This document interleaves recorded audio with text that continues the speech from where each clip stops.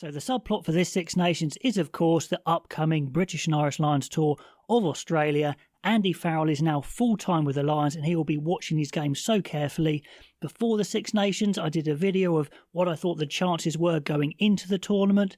So that's my baseline, and of course you can disagree with my baseline, and indeed I've changed a few in this video anyway. But who were the winners and losers in round one, and let's see how that's changed my categorisation. So welcome to this video, supported once again by Sports News Blitz. They've already given a couple of internships and placements to students contacting them because of these videos, which is fantastic to hear. So starting with Scotland, after their 31-19 win over Italy, one player's gone down, and that is Sione Tuipulotu, just because he hasn't played, and that does affect your chances, even though we know how good he is and Farrell will know how good he is. But every game he doesn't play is another chance for someone else to impress. So he's still in a high chance. So he's not guaranteed. He's in a high chance. I still think he probably will go.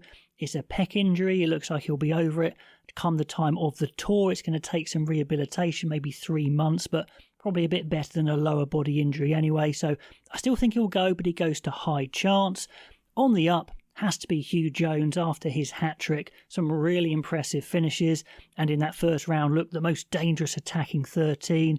His main competition is probably Gary Ringrose, Robbie Henshaw, Ollie Lawrence of England. So for me, he's very much in that guarantee position. Let me know if I pulled the trigger on that too early, because I think they'll take at least 2 13s, and I just can't imagine he's not one of them. Now, going up into moderate chance is Jamie Ritchie. He must have been stung by being dropped from the starting team, the captaincy, all that sort of thing, and he's just responded in the best way possible, showing what a class act he still is, can play 6 or 7, stacks of experience and leadership experience, so he has to have at least a moderate chance. If he plays again and again and continues to play really well, maybe he'll move up into high chance.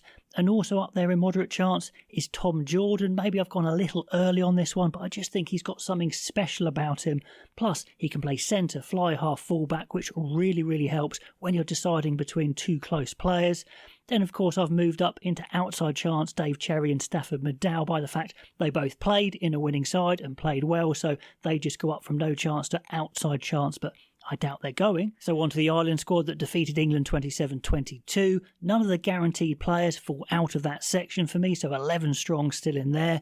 Jamie Osborne, I think, has to fall down just because of the fact he didn't play and he can't showcase his talent, which I think is considerable. But if you're not being picked, then of course you're going to go down. Then by the same logic, I think Jack Crowley and Sam Prendergast have to go up into high chance, being a 1-2 combination in that successful side that looks so good. Some nice touches there. Simply by being the matchday 23 again, I think Tom Clarkson and Ian Henson must move up into an outside chance. I don't think they're going. Jack Conan had a great impact off the bench. He's already in moderate chance, not quite ready to move him up yet, but if he continues to perform well, he might go up to high chance in that incredibly competitive back row position. That's going to be such a fight getting in that squad in the back row. Then on to Wales following their big defeat to France. Despite them losing heavily, I have actually moved up 3 Welsh players. That's mainly because I was very conservative in the original list. Going down, well, sorry, I just don't quite see that Lions potential with David Jenkins yet. I think his physicality isn't quite there, his athletic ability. So I think an outside shot is probably a bit more realistic. But moving up is Gareth Thomas. Experienced, super aggressive in defence, good scrummager, and I wouldn't be blown away with surprise if he was taken on the tour. I think Nicky Smith and Freddie Thomas move up one in my estimation as well. I think they've got that outside chance. Then on to my team England, who I tend to be most critical of because, of course, fans of their own country always are. I think we have to put aside the problems we have with Borthwick and Wigglesworth and the coaching worries because they're not going on tour. So just try and look at those individual performances.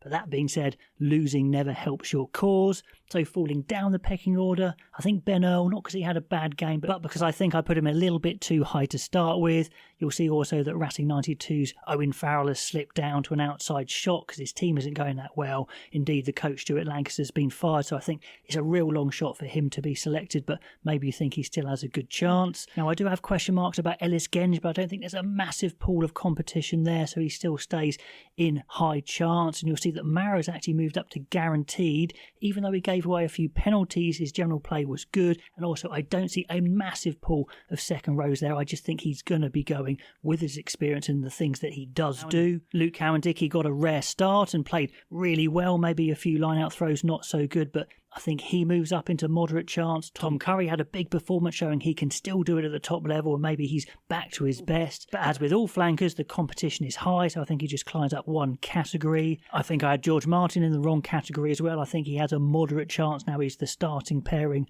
with Itoje, and that's confirmed. Ollie Lawrence had a standout game, but again, there's some strong contenders in the centre, so I think he stays at moderate for now. Now, moving down to moderate chances, Alex Mitchell and Marcus Smith. Many in the comments had said in my last video I was a bit harsh on them, but those little things do matter. Missing big tackles in games. Andy Farrell will take notice of this because in the Lions they can't afford to do that. So please let me know what you think of those lists. Who should move up? Who should go down? Pop all those comments down below. If you're not subscribed already, it would be amazing if you would, along for the ride for the Six Nations. And I'll catch you next time.